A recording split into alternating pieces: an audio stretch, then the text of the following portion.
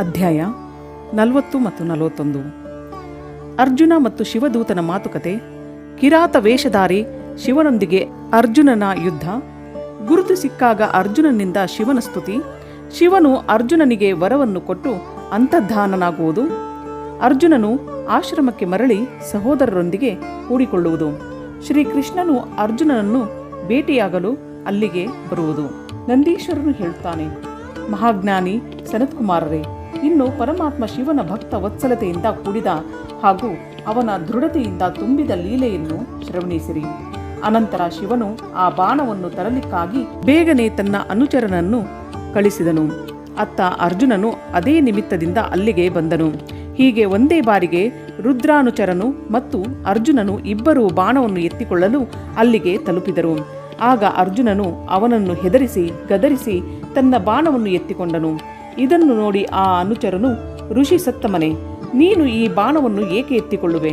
ಇದು ನಮ್ಮ ಬಾಣವಾಗಿದೆ ಎಂದು ಹೇಳಿದನು. ಬೇಡರೊಡೆಯನ ಅನುಚರನು ಹೀಗೆ ಹೇಳಿದಾಗ ಮುನಿಶ್ರೇಷ್ಠ ಅರ್ಜುನನು ಶಂಕರನನ್ನು ಸ್ಮರಿಸುತ್ತಾ ಇಂತೆಂದನು. ಅರ್ಜುನನು ಹೇಳಿದನು, ವನಚರನೆ, ನೀನು ಬಹಳ ಮೂರ್ಖನಾಗಿರುವೆ. ನೀನು ತಿಳಿಯದೆ ಏನನ್ನು ಹೇಳುತ್ತಿರುವೆ? ಈ ಬಾಣವನ್ನು ಈಗ ತಾನೇ ನಾನು ಪ್ರಯೋಗಿಸಿದ್ದು.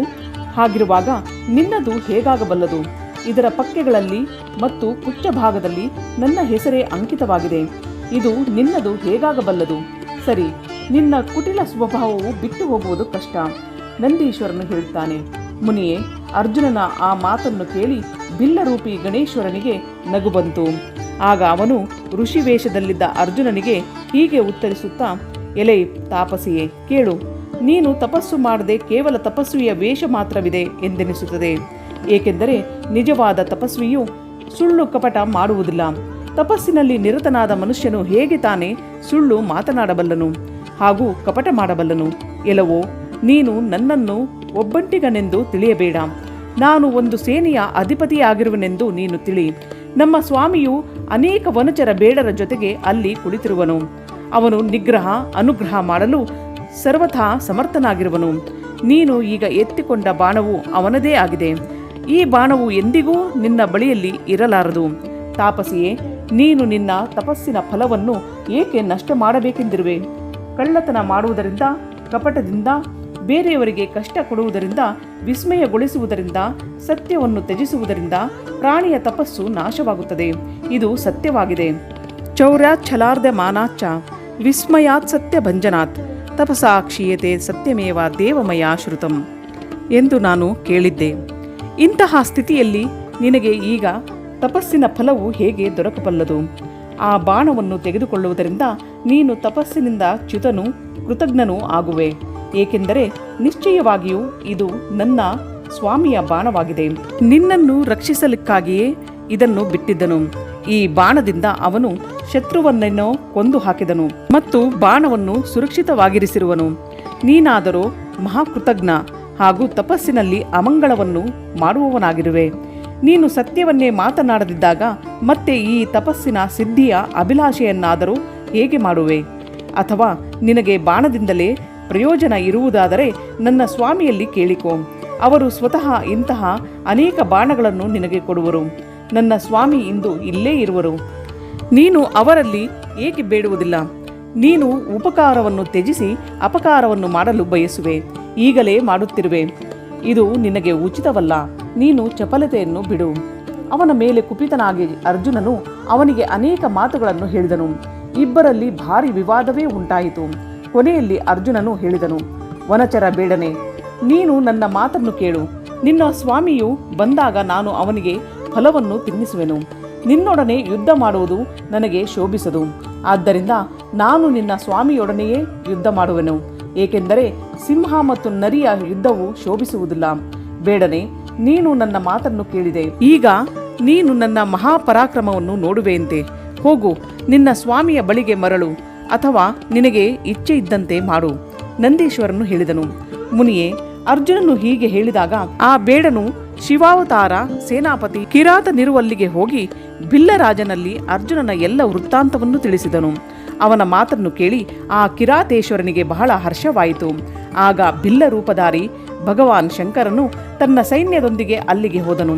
ಅತ್ತ ಪಾಂಡುಪುತ್ರ ಅರ್ಜುನನು ಕೂಡ ಕಿರಾತನ ಆ ಸೈನ್ಯದ ಕಡೆಗೆ ನೋಡಿದಾಗ ಅವನು ಧನುರ್ಬಾಣಗಳನ್ನು ಧರಿಸಿ ಎದುರಿಗೆ ಬಂದು ನಿಂತನು. ಅನಂತರ ಕಿರಾತನು ಪುನಃ ಅದೇ ದೂತನನ್ನು ಕಳಿಸಿದನು ಮತ್ತು ಅವನಿಂದ ಭರತವಂಶಿ ಮಹಾತ್ಮ ಅರ್ಜುನನಲ್ಲಿ ಹೀಗೆ ಹೇಳಿಸಿದನು. ಕಿರಾತನು ಹೇಳಿದನು, ತಪಸ್ವಿಯೇ, ಸ್ವಲ್ಪ ಈ ಸೈನ್ಯದ ಕಡೆಗೆ ನೋಡು. ಈ ಬಾಣವನ್ನು ಬಿಟ್ಟು ಬೇಗನೆ ಓಡಿ ಹೋಗು. ನೀನು ಈಗ ಒಂದು ಸಾಮಾನ್ಯ ಕೆಲಸಕ್ಕಾಗಿ ಪ್ರಾಣಗಳನ್ನು ಕಳೆದುಕೊಳ್ಳಲು ಬಯಸುವೆಯೇನು? ನಿನ್ನ ಸಹೋದರರು ದುಃಖದಿಂದ ಪೀಡಿತರಾಗಿರುವರು, ಪತ್ನಿಯಾದರೋ ಇನ್ನೂ ಹೆಚ್ಚು ದುಃಖಿತೆಯಾಗಿರುವಳು. ನೀನು ಹೀಗೆ ಮಾಡುವುದರಿಂದ ಪೃಥ್ವಿಯು ನಿನ್ನ ಕೈಯಿಂದ ಜಾರಿ ಹೋದಿತು ಎಂಬುದೇ ನನ್ನ ವಿಚಾರವಾಗಿದೆ. ನಂದೀಶ್ವರನು ಹೇಳುತ್ತಾನೆ, ಮುನಿಯೇ, ಅರ್ಜುನನನ್ನು ಎಲ್ಲ ರೀತಿಯಿಂದ ರಕ್ಷಿಸಲಿಕ್ಕಾಗಿ ಕಿರಾತ ರೂಪಧಾರಿ ಪರಮೇಶ್ವರ ಶಂಭುವು ಅವನ ಭಕ್ತಿಯ ದೃಢತೆಯನ್ನು ಪರೀಕ್ಷಿಸುವ ನಿಮಿತ್ತದಿಂದ ಇಂತಹ ಮಾತನ್ನು ಹೇಳಿಸಿದ್ದನು. ಆಗ ಆ ಶಿವದೂತನು ಅರ್ಜುನನ ಬಳಿಗೆ ಹೋಗಿ ಅವನಲ್ಲಿ ಎಲ್ಲ ವೃತ್ತಾಂತವನ್ನು ವಿಸ್ತಾರವಾಗಿ ಹೇಳಿದನು. ಅವನ ಮಾತನ್ನು ಕೇಳಿ ಬಂದಿರುವ ಆ ದೂತನಲ್ಲಿ ಅರ್ಜುನನು ಪುನಃ ಹೇಳಿದನು, ದೂತನೇ, ನೀನು ಹೋಗಿ ನಿನ್ನ ಸೇನಾಪತಿಯ ಬಳಿ ಹೇಳು. ನಿಮ್ಮ ಮಾತಿನಂತೆ ಮಾಡುವುದರಿಂದ ಎಲ್ಲವೂ ವಿಪರೀತವಾಗಿ ಹೋದಿತು. ನಾನು ನನ್ನ ಬಾಣವನ್ನು ನಿನಗೆ ಕೊಟ್ಟು ಬಿಟ್ಟರೆ ನಿಸ್ಸಂದೇಹವಾಗಿ ನಾನು ನನ್ನ ಕುಲವನ್ನು ದೂಷಿತಗೊಳಿಸುವವನೆಂದು ಸಿದ್ಧವಾದೀತು. ಅದಕ್ಕಾಗಿ ಬೇಕಾದರೆ ನನ್ನ ಸಹೋದರರು ದುಃಖಾರ್ಥರಾದರೂ ಹಾಗೂ ನನ್ನ ಎಲ್ಲ ವಿದ್ಯೆಗಳು ನಿಷ್ಫಲವಾಗಿ ಹೋದರೂ ನೀನು ಬಾ, ನೋಡುವ. ಸಿಂಹವು ನರಿಗೆ ಹೆದರಿತು ಎಂಬುದು ನಾನು ಎಂದಿಗೂ ಕೇಳಲಿಲ್ಲ. ಹೀಗೆ ರಾಜನು ಕ್ಷತ್ರಿಯ ಎಂದು ವನಚರನಲ್ಲಿ ಭಯಗೊಳ್ಳಲಾರನು. ನಂದೀಶ್ವರನು ಹೇಳುತ್ತಾನೆ, ಮುನಿಯೇ, ಅರ್ಜುನನು ಹೀಗೆ ಹೇಳಿದಾಗ ಆ ದೂತನು ಪುನಃ ತನ್ನ ಸ್ವಾಮಿಯ ಬಳಿಗೆ ಮರಳಿ ಬಂದು ಅರ್ಜುನನು ಹೇಳಿದ ಎಲ್ಲ ಮಾತನ್ನು ವಿಶೇಷವಾಗಿ ನಿವೇದಿಸಿಕೊಂಡನು. ಅದನ್ನು ಕೇಳಿ ಕಿರಾತ ವೇಷಧಾರಿ ಸೇನಾ ನಾಯಕ ಮಹಾದೇವನು ತನ್ನ ಸೈನ್ಯದೊಂದಿಗೆ ಅರ್ಜುನನ ಸಮ್ಮುಖಕ್ಕೆ ಬಂದನು. ಅವನು ಬಂದಿರುವುದನ್ನು ನೋಡಿ ಅರ್ಜುನನು ಶಿವನನ್ನು ಧ್ಯಾನಿಸಿದನು. ಮತ್ತೆ ಬಳಿಗೆ ಹೋಗಿ ಅವನೊಂದಿಗೆ ಅತ್ಯಂತ ಭೀಷಣ ಸಂಗ್ರಾಮ ಸಾರಿದನು. ಹೀಗೆ ಗಣಗಳ ಸಹಿತ ಮಹಾದೇವನಲ್ಲಿ ಅರ್ಜುನನ ಘನಘೋರ ಯುದ್ಧವಾಯಿತು. ಕೊನೆಗೆ ಅರ್ಜುನನು ಶಿವನ ಚರಣ ಕಮಲಗಳನ್ನು ಧ್ಯಾನಿಸಿದನು. ಅವನನ್ನು ಧ್ಯಾನಿಸಿದ್ದರಿಂದ ಅರ್ಜುನನ ಬಲವು ಹೆಚ್ಚಿತು. ಆಗ ಅವನು ಶಂಕರನ 2 ಕಾಲುಗಳನ್ನು ಹಿಡಿದು ತಿರುಗಿಸತೊಡಗಿದನು. ಆಗ ಭಕ್ತವತ್ಸಲ ಮಹಾದೇವನು ನಗುತ್ತಿದ್ದನು. ಮುನಿಯೇ, ಭಕ್ತಪರಾಧೀನನಾದ ಕಾರಣ ಅವನು ಅರ್ಜುನನಿಗೆ ತನ್ನ ದಾಸತ್ವವನ್ನು ಕರುಣಿಸಲು ಬಯಸುತ್ತಿದ್ದನು. ಅದಕ್ಕಾಗಿ ಅವನು ಅಂತಹ ಲೀಲೆಯನ್ನು ರಚಿಸಿದ್ದನು. ಇಲ್ಲದಿದ್ದರೆ ಹೀಗಾಗುವುದು ಸಂಭವವೇ ಇರಲಿಲ್ಲ. ಅನಂತರ ಶಂಕರನು ಭಕ್ತ ಪರವಶತೆಯಿಂದ ಮುಗುಳ್ನಕ್ಕು ತನ್ನ ಸೌಮ್ಯ ಹಾಗೂ ಅದ್ಭುತ ರೂಪವನ್ನು ಕೂಡಲೇ ಪ್ರಕಟಿಸಿದನು. ಪುರುಷೋತ್ತಮನೇ, ಶಿವನ ಆ ಸ್ವರೂಪವು ವೇದಗಳಲ್ಲಿ, ಶಾಸ್ತ್ರಗಳಲ್ಲಿ, ಪುರಾಣಗಳಲ್ಲಿ ವರ್ಣಿತವಾಗಿದೆ. ಹಾಗೂ ವ್ಯಾಸರು ಅರ್ಜುನನಿಗೆ ಧ್ಯಾನ ಮಾಡಲು ಇದೇ ಸರ್ವಸಿದ್ಧಾತ ರೂಪವನ್ನು ಉಪದೇಶಿಸಿದ್ದರು. ಶಿವನು ಅದೇ ರೂಪವನ್ನು ತೋರಿದನು. ಆಗ ಧ್ಯಾನದಿಂದ ಪ್ರಾಪ್ತನಾಗುವ ಶಿವನ ಆ ಸುಂದರ ರೂಪವನ್ನು ನೋಡಿ ಅರ್ಜುನನಿಗೆ ಭಾರೀ ವಿಸ್ಮಯವಾಯಿತು. ಮತ್ತೆ ಅವನು ಲಜ್ಜಿತನಾಗಿ ಪಶ್ಚಾತ್ತಾಪ ಮಾಡತೊಡಗಿದನು. ಆಹಾ, ಯಾರನ್ನು ನಾನು ಮುಖ್ಯ ರೂಪದಿಂದ ವರಿಸಿದೆನೋ ಆ ತ್ರಿಲೋಕಾಧೀಶ ಕಲ್ಯಾಣಕರ್ತ ಸಾಕ್ಷಾತ್ ಶಿವನಾದರೂ ಇವನೇ ಆಗಿದ್ದಾನೆ. ಅಯ್ಯೋ, ಈಗ ನಾನು ಏನು ಮಾಡಿಬಿಟ್ಟೆ? ಅಯ್ಯೋ, ಭಗವಾನ್ ಶಿವನ ಮಾಯೆಯು ಬಲವತ್ತರವಾದುದು. ಅದು ದೊಡ್ಡ ದೊಡ್ಡ ಮಾಯಾವಿಗಳನ್ನು ಕೂಡ ಮೋಹದಲ್ಲಿ ಕೆಡುವುದು.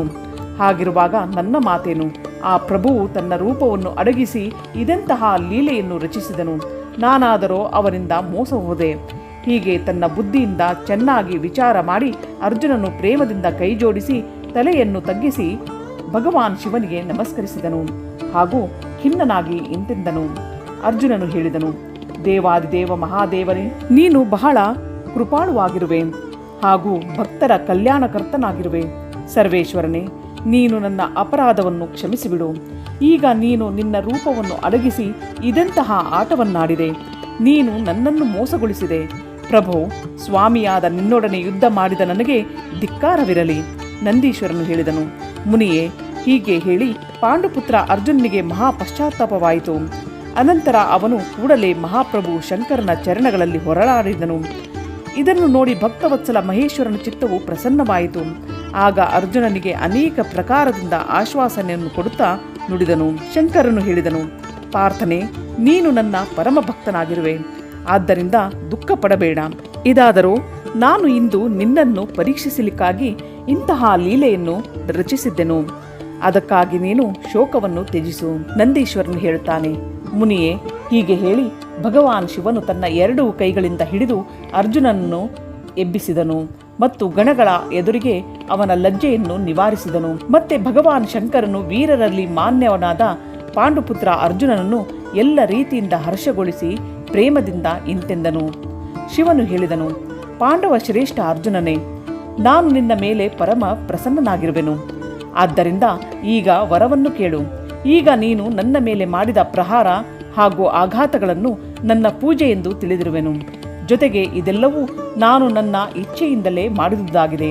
ಇದರಲ್ಲಿ ನಿನ್ನ ತಪ್ಪು ಯಾವುದೂ ಇಲ್ಲ. ಆದ್ದರಿಂದ ನಿನಗೆ ಬಯಕೆ ಇರುವ ವರವನ್ನು ಕೇಳಿಕೋ. ಏಕೆಂದರೆ ನಿನಗೆ ಕೊಡಲಾರದ ವಸ್ತು ನನ್ನ ಬಳಿಯಲ್ಲಿ ಯಾವುದೂ ಇಲ್ಲ. ಇದೆಲ್ಲದರಿಂದ ಶತ್ರುಗಳಲ್ಲಿ ನಿನ್ನ ಕೀರ್ತಿಯು ಹರಡುವುದು ಮತ್ತು ರಾಜ್ಯದ ಸ್ಥಾಪನೆಗೆ ಒಳಿತೇ ಆಗುವುದು. ನೀನು ಇದನ್ನು ದುಃಖವೆಂದು ತಿಳಿಯಬಾರದು. ಈಗ ನೀನು ಎಲ್ಲ ಭಯವನ್ನು ಗಾಬರಿಯನ್ನು ಬಿಟ್ಟುಬಿಡು. ನಂದೀಶ್ವರನು ಹೇಳಿದನು. ಮುನಿಯೇ, ಭಗವಾನ್ ಶಂಕರನು ಹೀಗೆ ಹೇಳಿದಾಗ ಅರ್ಜುನನು ಭಕ್ತಿಯಿಂದ ಎದ್ದು ನಿಂತು ಶಂಕರನಲ್ಲಿ ಇಂತೆಂದನು. ಅರ್ಜುನನು ಹೇಳಿದನು, ಶಂಭೋ, ನೀನಾದರೂ ಬಹಳ ದೊಡ್ಡ ಉತ್ತಮ ಸ್ವಾಮಿಯಾಗಿರುವೆ. ನಿನಗೆ ಭಕ್ತರು ಬಹಳ ಪ್ರಿಯರಾಗಿದ್ದಾರೆ. ದೇವ, ನಾನು ನಿನ್ನ ಕರುಣೆಯನ್ನು ಏನು ತಾನೇ ವರ್ಣಿಸಬಲ್ಲೆನು. ಸದಾಶಿವನೇ, ನೀನು ತುಂಬ ಕೃಪಾಳು ಆಗಿರುವೆ. ಹೀಗೆ ಹೇಳಿ ಅರ್ಜುನನು ಮಹಾಪ್ರಭು ಶಂಕರನನ್ನು ಸದ್ಭಕ್ತಿಯಿಂದ ಕೂಡಿದ ಹಾಗೂ ವೇದ ಸಮ್ಮತ ಸ್ತುತಿಯನ್ನು ಪ್ರಾರಂಭಿಸಿದನು. ಅರ್ಜುನನು ಹೇಳಿದನು, ದೇವಾದಿದೇವನಾದ ನಿನಗೆ ನಮಸ್ಕಾರ. ಕೈಲಾಸವಾಸಿಯೇ, ನಿನಗೆ ವಂದನೆ. ಸದಾಶಿವನೇ, ನಿನಗೆ ಪ್ರಣಾಮಗಳು. ಪಂಚಮುಖವುಳ್ಳ ಪರಮೇಶ್ವರನೇ, ನಿನಗೆ ತಲೆಬಾಗುವೆನು. ನೀನು ಜಟಾಧಾರಿಯಾಗಿದ್ದು ತ್ರಿನೇತ್ರಗಳಿಂದ ವಿಭೂಷಿತನಾಗಿರುವೆ. ನಿನಗೆ ಪದೇ ಪದೇ ನಮಸ್ಕಾರಗಳು. ನೀನು ಪ್ರಸನ್ನ ರೂಪವುಳ್ಳವನು ಹಾಗೂ ಸಾವಿರಾರು ಮುಖಗಳಿಂದ ಕೂಡಿರುವೆ. ಅಂತಹ ನಿನಗೆ ಪ್ರಣಾಮಗಳು. ನೀಲಕಂಠನೆ, ನಿನಗೆ ನನ್ನ ನಮಸ್ಕಾರ ಸಲ್ಲಲಿ. ನಾನು ಸದ್ಯೋಜಾತನನ್ನು ಅಭಿವಾದನ ಮಾಡುವೆನು. ವಾಮಾಂಕದಲ್ಲಿ ಗಿರಿಜೆಯನ್ನು ಧರಿಸಿದ ವೃಷಭಧ್ವಜನೆ, ನಿನಗೆ ಪ್ರಣಾಮಗಳು. ದಶಭುಜ ಉಳ್ಳ ಪರಮಾತ್ಮನಾದ ನಿನಗೆ ಪುನಃ ಪುನಃ ವಂದನೆಗಳು. ನಿನ್ನ ಕೈಗಳಲ್ಲಿ ಡಮರು ಮತ್ತು ಕಪಾಲ ಶೋಭಿಸುತ್ತವೆ. ನೀನು ರುಂಡಮಾಲೆಯನ್ನು ಧರಿಸಿರುವೆ. ಅಂತಹ ನಿನಗೆ ನಮಸ್ಕಾರಗಳು. ನಿನ್ನ ಶ್ರೀ ವಿಗ್ರಹವು ಶುದ್ಧ ಸ್ಫಟಿಕ ಹಾಗೂ ನಿರ್ಮಲ ಕರ್ಪೂರದಂತೆ ಗೌರವರ್ಣದ್ದಾಗಿದೆ. ಕೈಯಲ್ಲಿ ಪಿನಾಕ ಸುಶೋಭಿತವಾಗಿದೆ. ನೀನು ಉತ್ತಮ ತ್ರಿಶೂಲವನ್ನು ಧರಿಸಿರುವೆ. ಅಂತಹ ನಿನಗೆ ಪ್ರಣಾಮಗಳು. ಗಂಗಾಧರನೇ, ನೀನು ವ್ಯಾಘ್ರ ಚರ್ಮವನ್ನು ಹೊದ್ದುಕೊಂಡು ಗಜ ಚರ್ಮವನ್ನು ಹುಟ್ಟಿರುವೆ. ನೀನು ಅಂಗಗಳಲ್ಲಿ ಸರ್ಪಗಳನ್ನು ಸುತ್ತಿಕೊಂಡಿರುವೆ. ಅಂತಹ ನಿನಗೆ ಪದೇ ಪದೇ ಅಭಿವಾದನ ಮಾಡುತ್ತೇನೆ. ಸುಂದರ ನಸು ಕೆಂಪಾದ ಚರಣುಗಳುಳ್ಳ ನಿನಗೆ ನಮಸ್ಕಾರ. ನಂದಿಯೇ ಮೊದಲಾದ ಗಣಗಳಿಂದ ಸೇವಿತನಾದ ಗಣನಾಯಕನಾದ ನಿನಗೆ ಪ್ರಣಾಮಗಳು. ಯಾರು ಗಣೇಶ ಸ್ವರೂಪನಾಗಿರುವನೋ, ಕಾರ್ತಿಕೇಯನು ಯಾರ ಅನುಗಾಮಿಯಾಗಿರುವನೋ, ಯಾರು ಭಕ್ತರಿಗೆ ಭಕ್ತಿ ಮತ್ತು ಮುಕ್ತಿಯನ್ನು ಕರುಣಿಸುವನೋ ಅಂತಹ ನಿನಗೆ ಪುನಃ ಪುನಃ ವಂದನೆಗಳು.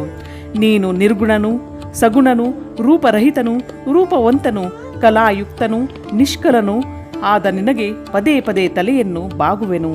ನನ್ನ ಮೇಲೆ ಅನುಗ್ರಹ ತೋರಲು ಕಿರಾತ ವೇಷವನ್ನು ಧರಿಸಿದ ವೀರರೊಂದಿಗೆ ಯುದ್ಧ ಮಾಡಲು ಪ್ರೇಮಿಯು ಹಾಗೂ ನಾನಾ ಪ್ರಕಾರದ ಲೀಲೆಗಳನ್ನು ಮಾಡುವ ಮಹೇಶ್ವರನಿಗೆ ಪ್ರಣಾಮಗಳು. ಜಗತ್ತಿನಲ್ಲಿ ದೃಷ್ಟಿಗೋಚರವಾಗುವ ಎಲ್ಲವೂ ನಿನ್ನ ತೇಜವೇ ಎಂದು ಹೇಳಲಾಗುತ್ತದೆ. ನೀನು ಚಿದ್ರೂಪರಾಗಿರುವೆ ಹಾಗೂ ಅನ್ವಯ ಭೇದದಿಂದ ತ್ರಿಲೋಕಗಳಲ್ಲಿ ರಮಣ ಮಾಡುತ್ತಿರುವೆ. ಧೂಳಿನ ಕಣಗಳನ್ನು, ಆಕಾಶದಲ್ಲಿ ಉದಯಿಸುವ ತಾರೆಗಳನ್ನು, ಮಳೆಯ ಜಲ ಬಿಂದುಗಳನ್ನು ಎಣಿಸಲಾರದೋ ಹಾಗೆಯೇ ನಿನ್ನ ಗುಣಗಳನ್ನು ಎಣಿಸಲು ಸಾಧ್ಯವಿಲ್ಲ. ಸ್ವಾಮಿ, ನಿನ್ನ ಗುಣಗಳನ್ನು ಎಣಿಸಲು ವೇದಗಳು ಸಮರ್ಥರಾಗಲಿಲ್ಲ. ನಾನಾದರೂ ಮಂದಬುದ್ಧಿಯ ವ್ಯಕ್ತಿಯಾಗಿರುವೆನು. ಹಾಗಿರುವಾಗ ನಾನು ಅವನ್ನು ಹೇಗೆ ತಿಳಿಯಬಲ್ಲೆನು? ಮಹೇಶನೇ, ನೀನು ಯಾರೇ ಆಗಿರು, ನಿನಗೆ ನಮಸ್ಕಾರಗಳು. ಮಹೇಶ್ವರನೇ, ನೀನು ನನ್ನ ಸ್ವಾಮಿಯಾಗಿರುವೆ. ನಾನು ನಿನ್ನ ದಾಸನು. ಆದ್ದರಿಂದ ನೀನು ನನ್ನ ಮೇಲೆ ಕೃಪೆ ಮಾಡಬೇಕು. ನಂದೀಶ್ವರನು ಹೇಳುತ್ತಾನೆ. ಮುನಿಯೇ, ಅರ್ಜುನನು ಮಾಡಿದ ಸ್ತುತಿಯನ್ನು ಕೇಳಿ ಭಗವಾನ್ ಶಂಕರನ ಮನಸ್ಸು ಪ್ರಸನ್ನವಾಯಿತು. ಆಗ ಅವನು ನಗುತ್ತಾ ಪುನಃ ಅರ್ಜುನನಲ್ಲಿ ಇಂತೆಂದನು. ಶಂಕರನು ಹೇಳಿದನು, ವತ್ಸ, ಈಗ ಹೆಚ್ಚು ಹೇಳುವುದರಿಂದ ಏನು ಲಾಭ? ನೀನು ನನ್ನ ಮಾತನ್ನು ಕೇಳಿ ನಿನಗೆ ಅಭೀಷ್ಟವಾದ ವರವನ್ನು ಕೇಳು. ಈಗ ನೀನು ಕೇಳುವುದೆಲ್ಲವನ್ನು ನಾನು ನಿನಗೆ ಕರುಣಿಸುವೆನು. ನಂದೀಶ್ವರನು ಹೇಳಿದನು. ಮಹರ್ಷಿಯೇ, ಶಂಕರನು ಹೀಗೆ ಹೇಳಿದಾಗ ಅರ್ಜುನನು ಕೈ ಮುಗಿದು ನತಮಸ್ತಕನಾಗಿ ಸದಾಶಿವನಿಗೆ ಪ್ರಣಾಮ ಮಾಡಿ ಪ್ರೇಮಪೂರ್ವಕ ಗದ್ಗದ ವಾಣಿಯಿಂದ ಹೇಳತೊಡಗಿದನು. ಅರ್ಜುನನು ಇಂತೆಂದನು. ವಿಭೋ, ನೀನಾದರೂ ಸ್ವತಃ ಅಂತರ್ಯಾಮಿ ರೂಪದಿಂದ ಎಲ್ಲರೊಳಗೆ ವಿರಾಜಮಾನನಾಗಿರುವೆ. ಆದ್ದರಿಂದ ಘಟಘಟಗಳನ್ನು ಬಲ್ಲವನಾಗಿರುವೆ. ಇಂತಹ ಸ್ಥಿತಿಯಲ್ಲಿ ನಾನೇನು ಹೇಳಲಿ? ಆದರೂ ನಾನು ಹೇಳುವುದನ್ನು ನೀನು ಆಲಿಸು. ಭಗವಂತನೇ, ಶತ್ರುಗಳಿಂದ ನನ್ನ ಮೇಲೆ ಉಂಟಾಗಿದ್ದ ಸಂಕಟವು ನಿನ್ನ ದರ್ಶನದಿಂದಲೇ ವಿನಾಶವಾಗಿ ಹೋಯಿತು. ಇನ್ನು ನನಗೆ ಈ ಲೋಕದ ಪರಾಸಿದ್ಧಿಯು ಪ್ರಾಪ್ತವಾಗುವಂತೆ ಕೃಪೆ ದೋರು. ನಂದೀಶ್ವರನು ಹೇಳುತ್ತಾನೆ, ಮುನಿಯೇ, ಇಷ್ಟು ಹೇಳಿ ಅರ್ಜುನನು ಭಕ್ತವತ್ಸಲ ಭಗವಾನ್ ಶಂಕರನಿಗೆ ನಮಸ್ಕಾರ ಮಾಡಿ ಕೈ ಮುಗಿದುಕೊಂಡು ನತಮಸ್ತಕನಾಗಿ ಅವನ ಬಳಿಯಲ್ಲಿ ನಿಂತುಕೊಂಡನು. ಈ ಪಾಂಡುಪುತ್ರ ಅರ್ಜುನನು ನನ್ನ ಅನನ್ಯ ಭಕ್ತನಾಗಿದ್ದಾನೆಂದು ಸ್ವಾಮಿ ಶಿವನಿಗೆ ತಿಳಿದಾಗ ಅವನು ಪರಮ ಪ್ರಸನ್ನನಾದನು. ಮತ್ತೆ ಮಹೇಶ್ವರನು ಸರ್ವತಾ ಸಮಸ್ತ ಪ್ರಾಣಿಗಳಿಗೆ ದುರ್ಜಯನಾದ ತನ್ನ ಪಾಶುಪತ ಎಂಬ ಅಸ್ತ್ರವನ್ನು ಅರ್ಜುನನಿಗೆ ಕರುಣಿಸಿ ಇಂತೆಂದನು. ಶಿವನು ಹೇಳಿದನು, ವತ್ಸ, ನಾನು ನಿನಗೆ ನನ್ನ ಮಹಾನ್ ಅಸ್ತ್ರವನ್ನು ಕೊಟ್ಟಿರುವೆನು. ಇದನ್ನು ಧರಿಸುವುದರಿಂದ ನೀನು ಸಮಸ್ತ ಶತ್ರುಗಳಿಂದ ಅಜೇಯನಾಗುವೆ. ಹೋಗು, ವಿಜಯ ಲಾಭವನ್ನು ಪಡೆ. ಜೊತೆಗೆ ನಾನು ಶ್ರೀಕೃಷ್ಣನಿಗೂ ಹೇಳುವೆನು, ಅವನು ನಿನಗೆ ಸಹಾಯ ಮಾಡುವನು. ಏಕೆಂದರೆ ಶ್ರೀಕೃಷ್ಣನು ನನ್ನ ಆತ್ಮಸ್ವರೂಪನು, ಭಕ್ತನು, ನನ್ನ ಕಾರ್ಯವನ್ನು ಮಾಡುವವನು ಆಗಿರುವನು. ಭಾರತ, ನನ್ನ ಪ್ರಭಾವದಿಂದ ನೀನು ನಿಷ್ಕಂಟಕ ರಾಜ್ಯವನ್ನು ಭೋಗಿಸು. ನಿನ್ನಣ್ಣನಾದ ಯುಧಿಷ್ಠಿರನಿಂದ ಸದಾಕಾಲ ನಾನಾ ಪ್ರಕಾರದ ಧರ್ಮ ಕಾರ್ಯಗಳನ್ನು ಮಾಡಿಸುತ್ತಾ ಇರು. ನಂದೀಶ್ವರನು ಹೇಳಿದನು, ಮುನಿಯೇ, ಹೀಗೆ ಹೇಳಿ ಶಂಕರನು ಅರ್ಜುನನ ಮಸ್ತಕದ ಮೇಲೆ ತನ್ನ ಕರಕಮಲವನ್ನು ಇಟ್ಟು ಅರ್ಜುನನಿಂದ ಪೂಜಿತನಾಗಿ ಅವನು ಶೀಘ್ರವಾಗಿ ಅಂತರ್ಧಾನನಾದನು. ಈ ಪ್ರಕಾರವಾಗಿ ಭಗವಾನ್ ಶಂಕರನಿಂದ ವರಪ್ರದಾನ ಮತ್ತು ಅಸ್ತ್ರವನ್ನು ಪಡೆದ ಅರ್ಜುನನ ಮನಸ್ಸು ಪ್ರಸನ್ನವಾಯಿತು. ಆಗ ಅವನು ತನ್ನ ಮುಖ್ಯ ಗುರು ಶಿವನನ್ನು ಭಕ್ತಿಯಿಂದ ಸ್ಮರಿಸುತ್ತಾ ತನ್ನ ಆಶ್ರಮಕ್ಕೆ ಮರಳಿದನು. ಅಲ್ಲಿ ಅರ್ಜುನನ್ನು ಸೇರಿ ಎಲ್ಲ ಸಹೋದರರಿಗೆ ಸತ್ತ ಶರೀರದಲ್ಲಿ ಪ್ರಾಣ ಸಂಚಾರವಾದಂತೆ ಆನಂದ ಪ್ರಾಪ್ತವಾಯಿತು. ಉತ್ತಮ ವ್ರತವನ್ನು ಪಾಲಿಸುವ ದ್ರೌಪದಿಗೆ ಅತ್ಯಂತ ಸುಖವಾಯಿತು. ಶಿವನು ಪರಮ ಸಂತುಷ್ಟನಾಗಿರುವನೆಂದು ತಿಳಿದ ಪಾಂಡವರ ಹರ್ಷಕ್ಕೆ ಎಲ್ಲೆಯೇ ಇರಲಿಲ್ಲ. ಅವರಿಗೆ ಆ ಸಂಪೂರ್ಣ ವೃತ್ತಾಂತವನ್ನು ಕೇಳಿಯೂ ತೃಪ್ತಿಯಾಗುತ್ತಿರಲಿಲ್ಲ. ಆಗ ಆ ಆಶ್ರಮದಲ್ಲಿ ಉದಾರ ಮನಸ್ಸುಳ್ಳ ಪಾಂಡವರ ಮೇಲೆ ಚಂದನದಿಂದ ಕೂಡಿದ ಪುಷ್ಪವೃಷ್ಟಿಯಾಗತೊಡಗಿತು. ಆಗ ಅವರು ಹರ್ಷದಿಂದ ಸಂಪತ್ಪ್ರದಾತ ಹಾಗೂ ಕಲ್ಯಾಣಕರ್ತ ಶಿವನಿಗೆ ನಮಸ್ಕಾರ ಮಾಡಿದರು. 13 ವರ್ಷದ ಅವಧಿ ಮುಗಿದಾಗ ನಿಶ್ಚಯವಾಗಿಯೂ ನಮಗೆ ವಿಜಯವಾಗುವುದೆಂದು ತಿಳಿದರು. ಇದೇ ಸಂದರ್ಭದಲ್ಲಿ ಅರ್ಜುನನು ಮರಳಿ ಬಂದಿರುವನೆಂದು ಶ್ರೀಕೃಷ್ಣನಿಗೆ ತಿಳಿದಾಗ ಈ ಸಮಾಚಾರದಿಂದ ಅವನಿಗೆ ತುಂಬಾ ಸುಖವಾಯಿತು. ಅವನು ಅರ್ಜುನನನ್ನು ಕಾಣಲು ಅಲ್ಲಿಗೆ ಆಗಮಿಸಿದ ಹಾಗೂ ಹೇಳತೊಡಗಿದನು, ಶಂಕರನು ಸಮಸ್ತ ಕಷ್ಟಗಳನ್ನು ವಿನಾಶ ಮಾಡುವವನು. ನಾನು ನಿತ್ಯವೂ ಅವನ ಸೇವೆಯನ್ನು ಮಾಡುತ್ತೇನೆ. ಆದ್ದರಿಂದ ನೀವು ಸೇವೆ ಮಾಡಿರಿ ಎಂದು ಹೇಳಿದನು. ಮುನಿಯೇ, ಈ ಪ್ರಕಾರ ನಾನು ಶಂಕರನ ಕಿರಾತವೆಂಬ ಅವತಾರವನ್ನು ವರ್ಣಿಸಿದೆ. ಇದನ್ನು ಕೇಳುವವನ ಅಥವಾ ಇತರರಿಗೆ ಹೇಳುವವನ ಎಲ್ಲ ಕಾಮನೆಗಳು ಪೂರ್ಣವಾಗುವವು. ಇಲ್ಲಿಗೆ ಅಧ್ಯಾಯ 40 ಮತ್ತು 41 ಸಂಪೂರ್ಣವಾಯಿತು.